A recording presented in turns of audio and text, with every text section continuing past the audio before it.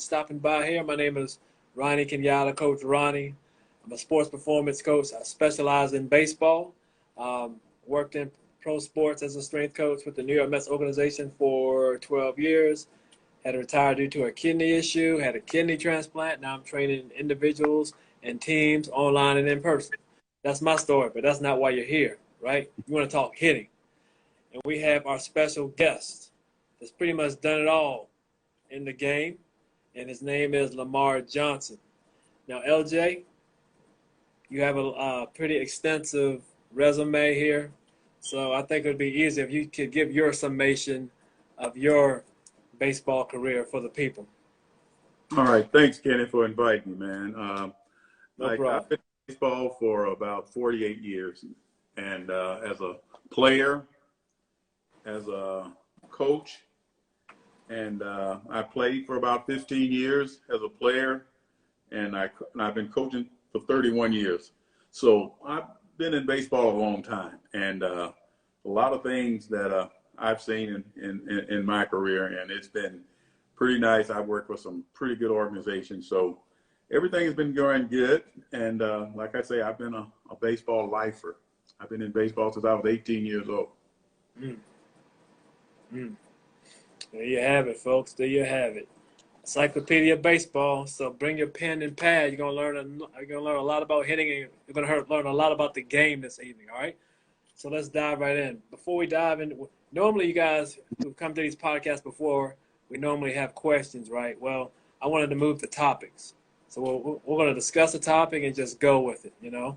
And in that process, whenever you guys have a question, please ask your question. All right, your questions are priority. We want to get our topics in, yes, but we're here to provide you guys information that you can't get anywhere else. All right. So now, LJ, you have the topics. I'm going to mention the first topic, and that is, could you explain to the people your hitting philosophy? Well, my hitting philosophy is I'm one of those guys that I like to have a good, solid base foundation. I always start with the feet. The feet is the most important thing to hitting for me, because if you don't have a good footwork and you're not balanced, it's just like building a house. The foundation starts everything. And the footwork, I start with footwork, and then I work my way up to my knees and then to the hips. And because we all know that our power comes from our core. And that's why we got to get our feet aligned, because if the feet ain't in a good position, the core can't work. And if the core can't work, then the upper body can't work. So it all starts down there. So what I try to do is get guys in a good, solid foundation so they're balanced when they make their approach to the baseball. And what I mean by being balanced, I mean that you should be in a good hitting position. Your head should be in the middle of your body. And you shouldn't be out on your front foot. You should have your front foot closed a little bit so you can drive against the front foot. But in that position, too many young hitters, they jump at the ball instead of just nice and smooth, because that's why I try to show them on video. You have to really show the guys the middle of the swing. Everybody looks at how a guy starts and how a guy finishes. They don't look at where he's at on front foot contact. That's when the hitting starts. Hitting starts at front foot contact. And if you watch all the guys, they got different styles. But if you watch them, when their front foot hits the ground, they're basically all in the same position. So that's why I try to start with the lower half to get that there, get that foundation solid. And now my hands can work anywhere I want them to work. Once I get to that solid foundation and balance with my body, head in the middle of my body, weight about 55, 45, 55 on the back, 45 on the front, because you don't want to get going too quick. And that's what I try to do, because my thing is to try to get guys to be consistent. If I can get you into that position, I feel like I can get you to be consistent. Not so much home runs, but consistent in putting the ball in play hard. And that's what you want to do. You want to have a good, solid swing and be consistent with it. And that's what I try to teach, is teach guys how to be consistent and put the ball in play hard. Okay. You know, when I was with the Mets, I just, would do some eavesdropping, you guys talking, and we would always talk about how guys in AAA can play at the highest level. But the word you just mentioned was the thing that separated them from the guys at the top was that consistency. Mm-hmm. Yeah, So, that's go ahead. No, you're good. Though. Go ahead. Oh, that's a big thing about being in baseball is consistency. It's being able to do the things over and over, no matter what the situation is. Some guys get in a situation and change a little bit, but the real hitters, they stay consistent with their approach, and no matter what, if they get a hit, fine. If not, they know they got a good approach and they know they can put the ball and play hard. But some guys, that first at bat, they don't get a hit, then they start doing things a little different, and then it just rolls over to a 0 for 4 instead of maybe a 2 for 3 because they get excited about that first at bat. Where the guys at the big leagues, they don't worry about that. All they want to see was I comfortable on that at bat, because sometimes they don't understand the pitcher going to get you out. It's going to happen. That's why you got to stay consistent in your approach. So when he makes his mistake, you're there to get it. But that's what a lot of the younger players don't understand about the game a little bit with the consistency. Gotcha. Mm-hmm. Gotcha. And that's another thing, I remember you guys just eavesdropping, talking about how a lot of time a player will strike himself out or get himself out. Pitcher didn't even have to work that, at bat because you took care of it yourself. Mm-hmm. And most of the time when that happens, the guys are jumpy a little bit and they don't have any control of their body. Let their body get out of control, and they get a little afraid up there. They kind of panic a little bit, and that's one thing that I, as when I coached with Milwaukee, and I was there with Robin Yount, Jim Gantner, and Charlie Moore. Those guys used to come through, and the biggest thing they used to always talk about at hitting is don't panic. Don't panic. Take your time. You feel a little ease, step out, get back in there, but don't panic. And that's what a lot of the young hitters, when they get themselves out, they panic. They're swinging before they see where the pitch is, and then they'll take a strike, and they get themselves out because they panic up there and they just swinging and not thinking about what the situation is. Gotcha. We had another guest, another client. Shout out to Influencer Shorty in the building. All right, so your hitting philosophy. Is there anything else you want to touch on regarding your hitting philosophy? Well, basically, what I try to do is get guys to, when I talk about the hitting philosophy, you want to stay on playing with your hands. And it's hard to stay on playing with your hands. And what I mean by staying on playing is coming from here to contact, from where you start to contact. And you want to be consistent with that. And the way I try to get the guys to do is try to hit the inside of the ball. When you try to hit the inside of the ball, that'll keep your hands in here. But if you want to hit the outside of the ball, your hands will go out there sometimes. But you want to stay in here. And you want to try to hit everything about, I'd say, I try to practice hitting the ball about 4 inches in front of the plate. 4 inches in front of the plate. And I know you were there. And the drill that I had for that when I was there, and you probably saw it when we used to play long tee to get everybody out in the outfield. Get the ball back to the cage. That's what we was working on, trying to hit the ball out here so you can create backspin, and that's when the ball carries. And that's what that drill was all about. It was to keep the hands on playing. I wanna ask the audience about that because, I haven't seen the long tee drill since, professional baseball. So, guys, give me a hand. Raise your hand if you're familiar with the long tee drill. And that's specifically to Aguardo. Aguardo, I know you have that type of experience. Let me know if you've ever used the long tee drill for any of your hitting or batting practice. But again,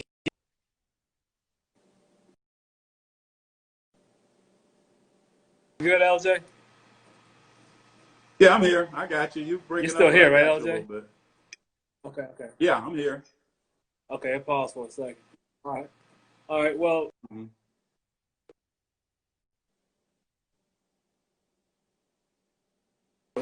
we're buffering again. Looks like.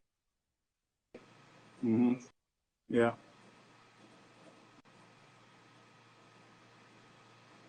We're buffering, folks. We back? I think we're back, LJ? Yep, I'm with you. Okay. Mm-hmm. So let's talk about, we have a good idea of your hitting philosophy. Let's construct the complete hitter right now. What is a complete hitter? A complete hitter to me is a guy that does all the things that we talk about as hitters consistently. He's a guy that gets strikes, swing at strikes most of the time. He's going to chase sometimes, but a guy that get strikes and a guy that put the ball and play hard all the time, and a guy that whatever the situation is, he can give you, like if you run at third base, less than 2 outs, he can get the guy in consistently. Run at second base, you want to get him over, he can get the guy over. You need to hit a fly ball, whatever the situation is, that's the complete hitter. He might not be the best home run hitter. He might not drive in all the runs, but he's a guy that consistently, he does everything that we talk about in baseball. He does it well. And the guy that I can think of is a guy from the Braves right now, Freeman, the first baseman. He's consistent. He, whatever it takes to get the guy to get the job done, he does it. And Mike Trout goes without saying. He's just one of the most complete guys you don't see. Just two. There's a lot of guys like that, but those are two guys that just jump out at me right away. Yeah. What about a young guy? Down here in Atlanta, they're playing right now. Acuna. Acuna is the type of hitter. He's young and he's disciplined. That's what gets him through. He's a very disciplined young hitter, and you don't see that a lot. And I think that is great for him, and it's great for the young hitters that's coming out of Dominican right now, because I've been down there and watching the Dominican programs down there, and those kids, they get this stuff firsthand, and they get it when they're 16 years old, and it just carries over, and you can see it develop when they get here and they're 20, 21 years old. They've been playing pro ball for 4 years, and so they are more than ready to go. And it's just great to see him, because he's got the discipline, and he's going to be great. He's going to be great. But right now, he gets a little anxious sometimes, and he will chase up some pitches because he's young. But once he gets to that point where he knows his swing, 'cause right now he's swinging sometimes off a lot of just raw talent. Yeah. And once he gets to really know himself, he's going to hurt some people in the National League. He's going to really hurt some people. I can see him get to that 50 home run mark one year. Yeah. I can see that. He's got the type of swing, because he's got power everywhere. He gets out of right field, center field, left field. He's got the type of power. Once he gets to know himself, and one year he's just going to jump out there, and it's going to be great to watch him, because he's going to put those kind of numbers up. Yeah. You brought up a point that I think is important that the guys over here in the States need to understand. Those kids down there in the Dominican, they are putting in work, number one. They're trying to get that ticket over here. These MLB organizations are willing to pay. And these kids are beyond hungry. Well, So, just to give you an example, Kay, I thought their weight room had more stuff than what we had in the States in the minor leagues at one time. They've improved it now, but at one time, their facility over there, the weight room and everything like that, was better than the one we had in spring training. wow. Yeah. Well, folks, you're hearing it firsthand, right? Go ahead. Go ahead. No, you go ahead. I was going to say, as coaches over here in the younger, at the travel ball level, we're always talking about asking kids, do you want it? Are you serious? Are you willing to put in the work? Whether you're willing to put in the work, I'm not sure. I can't answer that question, obviously, but I feel confident those kids down in Dominican are ready to put in that work. They're willing to put in that work, and they're willing to live. They want to get off that island. They want to take care of their families. Bottom line. So you guys in the college want to play in college. You guys that want to play in the pros. That's that. I always mention that my favorite motivational speaker, Eric Thomas. He always talks about having that dog. Down in Dominican, they have that dog. You guys over here in the States, develop that dog. Develop that dog. Develop that dog. Um, that's going to help you help you get to the next level where you want to go, college D1. I hear it all the time in here. I want to Yep. go D1. I want to go D1. I want to go to Vandy. Okay, you want to go to Vandy? You better have that dog. You better have that dog. But keep Because that all in the rest, mind. You heard it firsthand. Go ahead. yeah, because the rest of the guys gonna have it. Exactly. You got to work at it and be competitive at it, because when you go into situations where you want to go to a D1 program, you're gonna have to be as good as the next guy that's coming like from Georgia, Tennessee, Mississippi, Alabama. They come from all over. So you have to be top dog, and you got to feel like you're the best player on the field at all times. And you got to work like you're the best player on the field at all times. That's what gets you to the next level. It's not you work at it. You got to have that inner strength in you to saying that, hey, I know I'm as good as these guys or better than these guys. And if you do everything the way you are taught to do it, you may not be the best player on the field, talent-wise, but you'll be the most consistent player. And that's what coaches are looking for. Guys that's really consistent. And the word consistent makes me think of Chris Woodward. Yeah. I just Yeah. remember him bouncing around for organization, but guess what? He had a job every year. Yeah. He had a job every year. He's consistent. Now he's a manager. I mean, that's a story right there for you fellas, ladies and gentlemen. Mm-hmm. Man bounced around, like I said, from organization to organization, but everybody knew they could rely on him, and he had a job come spring training. Period. That's the ultimate, in my opinion, one of the ultimate examples of consistency. Exactly. Yep. So we design, okay, we're making progress. We have a philosophy. We already designed a complete hitter. Now let's get into the what could be deemed controversial, the analytics and hitting. The softball question. Yeah. I'm gonna take the softball. Is there too much analytic? Is it taken away from the game? Is the guy from Harvard as effective as the old school scout that's seen everybody and brought everybody up through the organization? What's your take on that? Well, my take on that is analytics is good for the game. It's really been a great tool, I think. And as a coach, you have to be into the analytics because all the players you get now have grown up with the analytics. So as a coach, you have to get with the analytics. But at the same time, you get there, the old school stuff is still there where you're teaching guys, like I said earlier, how to get balance at the plate and how to increase everything. And the analytics, for me, it helped me with some of my hitters because they get these numbers about, okay, my exit velocity ain't where it should be. So they asked me, what can I do? That's what I can get them. I said, well, everything starts in your core. You get to your core, man, and that's where your hips, your glutes, your abs, and everything, and the hamstring. They all comes in. That's where I can get them to start thinking more about that because they're looking at those numbers, and I'm trying to show them how they can get to those numbers. So that has helped me when guys will come to me and ask me questions about why this and why that. Well, why my launch angle ain't where it's supposed to be. And that's why I can go back to the long tee.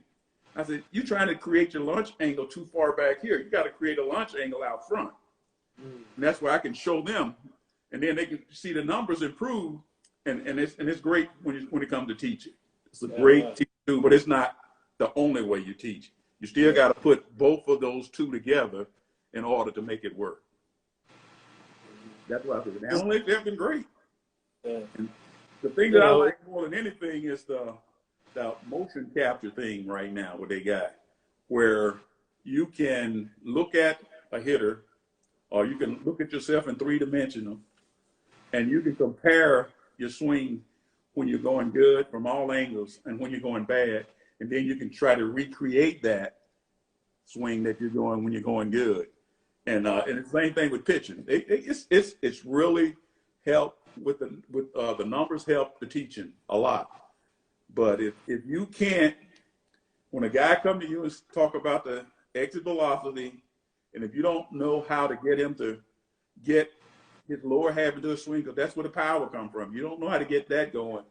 then it's going to be a tough job for you. You just can't go with the numbers and certain drills. You got to break it down. You got to break it down. And the one thing I don't like about some of the teachings going on right now is they're trying to clone everybody. If you do this drill, you'll be okay.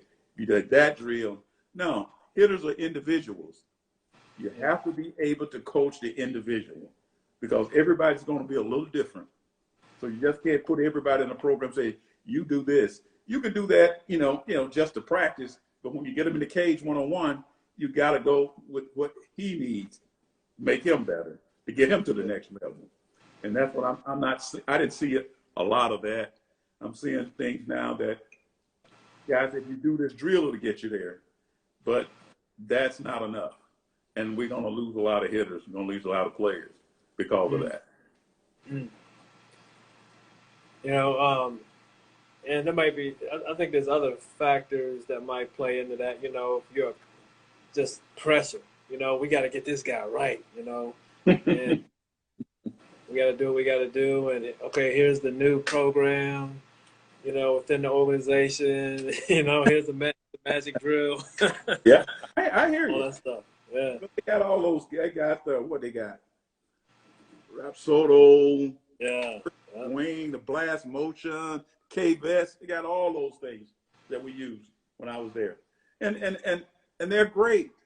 They're great for practice and getting guys to try to get guys to be consistent with what they do with their mechanics. But at the same time, you're going to still have to break them down because some guys can do all those drills and all that stuff and they still having the same problem. That's why you got to have all of that, and you still got to have the guys that can teach the guys one-on-one. That's what I'm not seeing a lot of one-on-one teaching. Yeah.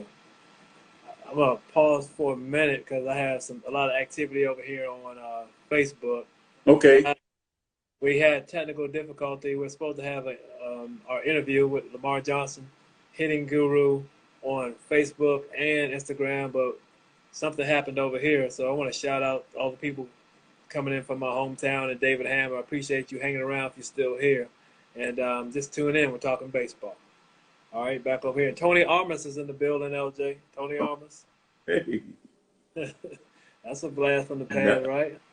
I remember him. Big time. Yeah. T. Yeah. Mm-hmm. Played him in Venezuela. All right. Yeah. All right, somebody else. And who we got? Kristen Eddie's in the building. Kristen, how's it going? All right, rolling in. So, and it's just like, I think this analytic and hitting topic is a reflection of life. One word, balance. Yep. Got to find that balance. Yep.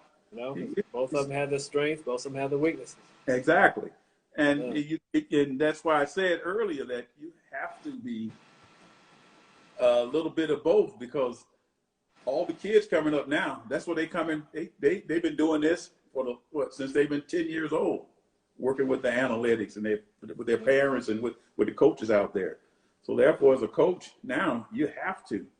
It ain't about your philosophy. It's about what the kids need, and that's what you got to try to do. Be available for them. And I tried to learn as much as I could about all of it, so that when they come up to me with a question, I could at least answer the question and show them what I'm talking about at the same time. And the big thing is to get them to really trust you. That's the toughest thing about being a hitting coach. It's the trust factor. That's the toughest part. No doubt. Yeah. Mm-hmm. In this level, the travel ball level, you have to use those. I'm just going to say toys. Those toys, before you even use them to get kids better, you have to use them as a selling point. We have this, we have that. Okay, now let's start working on your exit velo and all that stuff, because the point is you have to have those things just to compete. Exactly. So exactly. And it's really the same thing in the big leagues. I'm sure you walk into a clubhouse, they don't have this, that, and the other. Okay, well, this trade isn't going through. No. You gotta stay up with what everybody else is doing. And you gotta, and the tough part, you gotta bring in people that can deal with that. And that's what's happening now. I see a lot of teams are making some changes and it's for the better, and they still keeping a lot of the guys there that's been there a while. So I see it now. I can see it. They starting to bring guys in with a little bit more technology, and especially the guys that are not on the field, the guys that's up in this, that is doing all the technology upstairs. They bring a lot more of those, but on the same time, they bring the guys on the field, but they still keeping some of the guys that's been around a while and can still do the teaching part of it, because you can get the analytics and get the point across, but you still got to have the guys that can teach the guys. And what the guys are doing now, the older guys are teaching the younger coaches. A lot of young coaches in. So a lot of the older coaches are teaching the younger coaches how to get the job done with the analytics. That's a solid, I guess indirect definition of balance right there. Exactly. Same thing. Yep. Yeah. It's with personnel, and that's what I did. My biggest job was my last, I'd say 10 years of being a coordinator was to teach the young players. I got a lot of young guys that had never really taught hitting or anything like that, but they were good guys, and you could see they could become good coaches. So my thing, I had to try to teach these guys how to become good coaches, not just good hitting coaches, but just all around coaches. And because most of my coaches, they took them and made them managers. And every year I used to lose a coach here, a coach there, made him a manager and stuff like that. Yeah. Okay. That's all right. So we're at the 9:14. I think that's what 8:45. We should be good. Now we're stepping into my realm a little bit. All right. Well, not strength conditioning, but this environment. I'm sitting in a baseball performance center. It deals mostly with travel baseball kids. We have one pro, and we have some minor leaguers. But the majority, like most baseball centers, are youngsters. So we want to talk about these young hitters. Yeah. And I want to generalize. Obviously, I have to generalize a little bit. Let's talk about these young hitters' strengths and their weaknesses. Mm-hmm. Well, most of the young hitters, they don't pay enough attention to their core. Mm-hmm. And that's where they got to get them, their agility and their core, because they don't understand that you don't have to be the fastest guy on the field, but your first 3 steps are important. And if you don't work on your agility, you can't get that. I've seen big guys that can't run, but they're good fielders because their first 3 steps, they can go left or right real quick. And that's where the agility helps. And a lot of young kids, I was watching some the other day. I've been watching some high school kids play, and that was the one thing I saw. They were not moving their feet. The agility wasn't there. And then when they hit, you can see they haven't been working on their lower body enough. And I think that you really got to work on your core and your agility, because that's where it all starts. That is, obviously from my field, that's priceless. That's the ultimate plug right there. That's what it's, that's what I've been. That's what I was taught when I was, because I wasn't no gazelle out there, but the guy took me out there and told me, never stop moving your feet. Never stop moving your feet. Never stop moving your feet until the ball reaches home plate. You're always moving. You're always moving. He said, the 2 things you think about: left, right, and go get it. Left, right. Which way I'm going to go? You got to be ready to go left or right, or come get the ball straight in. And that's what I worked on all the time when I was young. Because I was switched from catcher to first base. I hadn't played first base, and it's one guy, I never forget his name, Munchak. He was a coach for the White Sox at that time, and he was the one that got me out there and just wore me out. But I got it, and it made me. I wasn't the best fielder, but it made me a better fielder than I was before. So I can talk to kids about that agility. And my core was always, I always had a strong core, but the agility part of it was the tough part for me. Yeah. I want to say something to the audience real quick. Remember, guys, ladies and gentlemen, you can jump in at any time. All right. If you have a question, please jump in. All right. But this is going great. I love how this conversation is going, and we're covering a lot of good things. And the fact that you mentioned the physical side above, getting your hands through the zone or wherever the Mm-hmm. case may be, I think that's huge, and it says a lot about where we are. I'm going to go in the left field a little bit, where we are in society, because these kids are coming in beyond weak. I Mm-hmm. mean, beyond weak, and the weakness you're talking about, I'm not going to go say back in the day, I don't know, maybe at the professional level, Mm-hmm. that's a weakness that's easily addressed. Mm-hmm. But the level of weakness that we're seeing from the kids that, going through the video game situations, not going Mm-hmm. outside and playing, or rarely, not as much as we did, you're seeing that when they come in here and try to perform as athletes. And I think it's a serious situation, even to the point where it sounds like it's trickling all the way up, I guess, to the big leagues, or at And least professional ball. that's a point where they have done a better job of that in Dominican at the facility they got there. Like they get these kids when they're 16 years old. A lot of them are really weak. They get them in there. They get them in the program. They stay there. They got a dormitory there. For the Mets, they had a dormitory that about 110 people could sleep there. So they had a dormitory there, had a big restaurant there. So they gave them the proper food. Then they had this big facility to work out, the gym and everything, and work out. And kids that I saw when I first went there at 16 years old, when they signed, in a couple of years, they were ready to go. They had Yeah. buffed up and got stronger, and you could see the program was really working, and that's what the kids don't understand. That's what they have to compete with. All 30 teams have academies in Dominican Republic. They used to have some in Venezuela. I think they've all gone out of Venezuela. Yeah. But every team has a facility down there, and they're building more and more every year. The facilities down there are out of sight. And the kids, that's why you see a lot of the young kids come, you see them on TV, hey, they're ready to play. When they hit the stage at the age 20, they're ready. They've been playing professional for 5 years. And that's what the kids don't over here got to compete with, because those kids are hungry and they are ready to play. So if you can't compete, they're going to go right by you. Yeah. So I'm going to speak directly to you travel ballers out there, even some of you college kids. You can get all the lessons you want during the off season.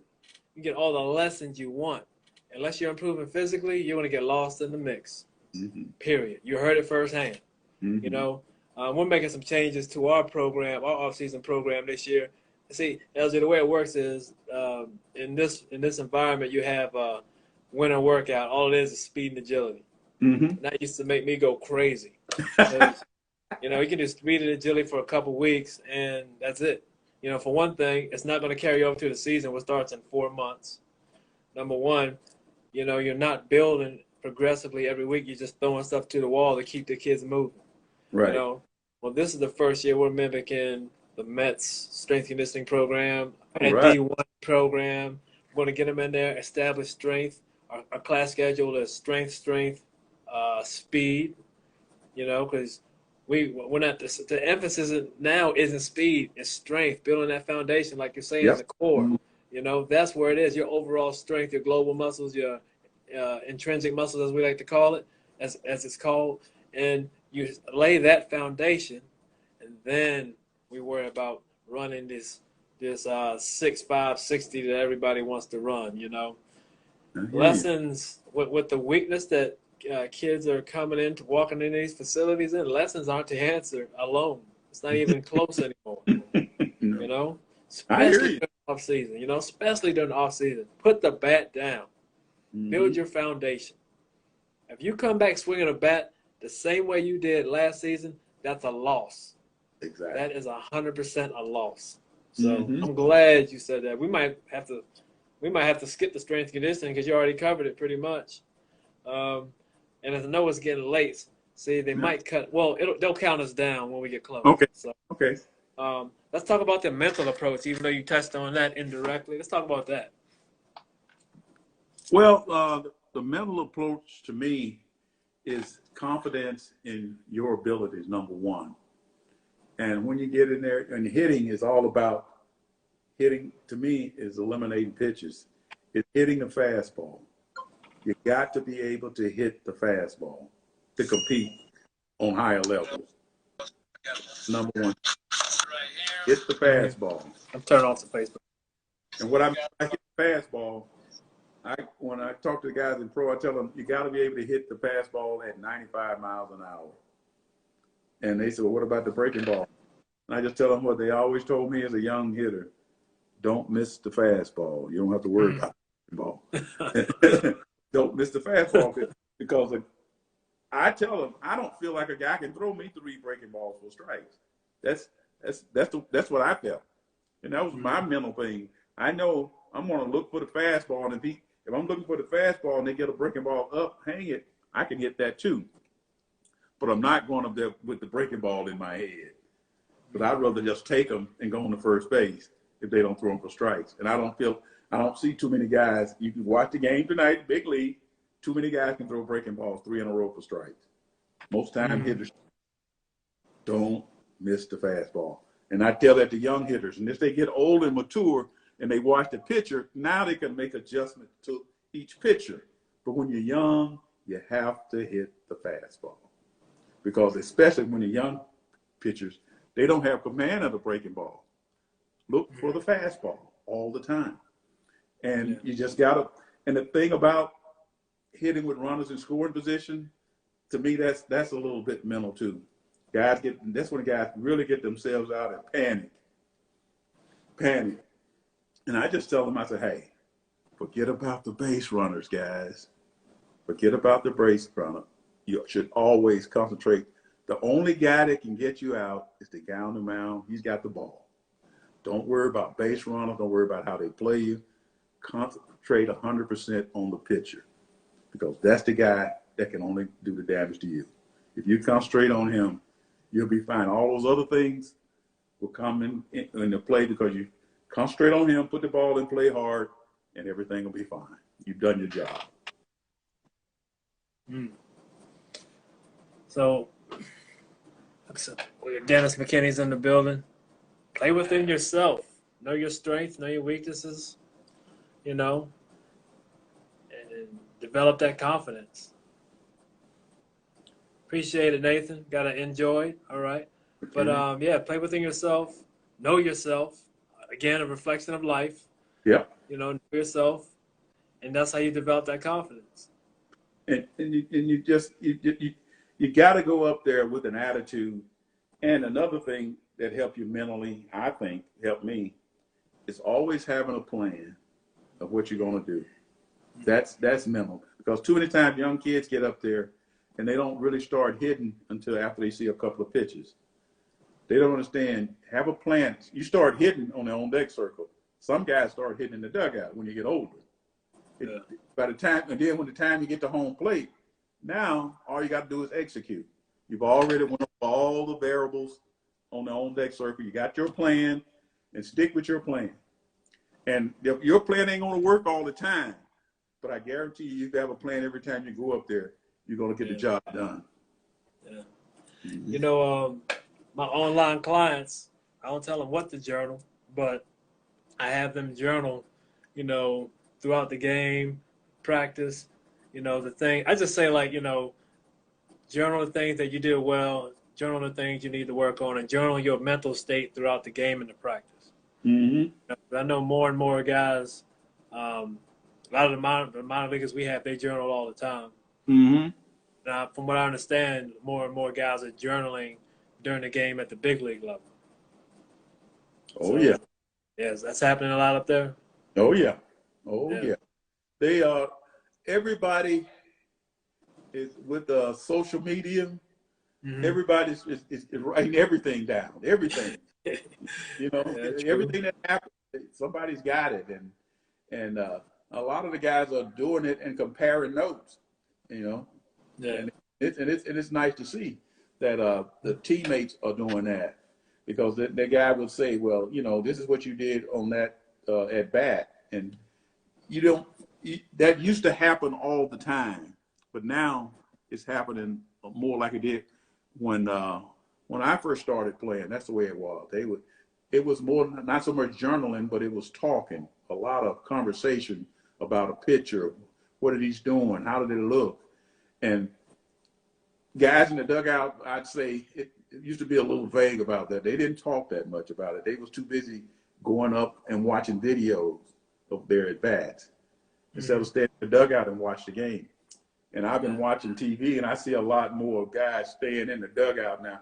The thing about the video this year, they couldn't go up there and do all that. It was great. It was great.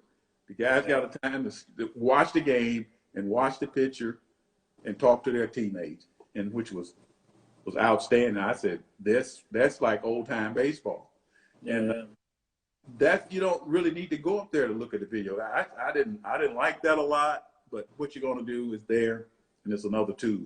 Because I think you should watch the game. The pitcher's going to tell you everything you need to know if you watch it. Yeah. If you watch him closely, they're going to tell you everything you need to do. And then the young kids, that's what they don't have enough planning for me. And it's going to take time. But if they start now doing that, planning every at bat, every play on the defense, the same thing. I see kids, they breaking late because they don't anticipate the ball being hit to them. And that's it's all about planning. You got to have that plan and anticipation that every ball's going to be hit to you. And I know it's tough for young kids to do that. I know. But if you want to compete and go to the next level, because they're going to see when they see those kids come from, I keep going back to Pinnacle Academy, they can flat out pick it. They got some kids over there, baby, can flat out pick it and throw good arms and everything. They can do all that fundamentalist stuff. They are so sound fundamental, and that's where you got to get and they compete, and that's what you got to do. You got to anticipate on defense, and you got to have a plan on offense, a plan of attack, because it's always a little war. A little battle going on every day. Every at bat is a battle. Every at bat, and you focus on the pitcher. Yeah. Man, that was priceless. That was a great breakdown. I love that. My question is next: is strength conditioning and how strength conditioning and how it improves the hitter's performance. You touched on that throughout this interview, and core, foundation, overall strength, total body strength. That's what I'm gonna say it again. You guys, I think we're almost done with your tournaments. I know everybody's been going down to, so they be going down to Fort Myers. Like they have tournaments every week down there. I guess the Red Sox old facility. Right. Yeah, that's perfect game now. I think, and I think it probably lasts about 8 months straight. And it's crazy. And I think they're almost done with that. So guys, if you're finished, you need to be hitting these weights. You need to come up with a plan, like LJ said, come up with a plan. In this case, your goals for the off season and your goals for the in season. Right. You need to start that right now because your competition, many of them are not starting it right now. At your age, the higher you get up, I promise you, they're already out there working, period. Right? And all the big league guys they all have a plan. As you know, they get to the ballpark early and do their physical stuff, go to the weight room and do every day. And they have a plan they do every day. They do their hard plan in the winter, but they do something every day to keep their strength up. Yep. They don't just stop. They do something every day. They do it physically, mentally, and they come out on the field and practice. They have a batting session with the hitting coach in the cage every day. They do everything like that. Everything. They just keep working. And they're good. But they know in order to stay where they're at and stay on top of their game, they got to be ready physically and mentally every day. And they work on it, and work on it every day. Yes, sir. We're probably right around 5 minutes. So before they cut us off, let's go ahead. Do you have any parting words for this young baseball audience? Well, basically, I've said everything that I think it's important for young players. And the thing that I like them to do is, guys, try to have as much fun as you can. Mm. Yep. Don't be so serious that you can't have no fun. Baseball is fun. It's just at certain times where you have to concentrate. Baseball is the type of game, it's not like football and basketball, you run up and down the court all the time. Baseball, you have a lot of pauses. And those are the times you have fun in baseball. But when the pitcher gets ready to throw the ball, now everybody focused. I just wish they could watch a game in a dugout in the big leagues, how all the guys are talking about this, talking about that. And then as soon as the pitcher gets in the stretch, silence. Nobody says a word because everybody's focused on the pitcher.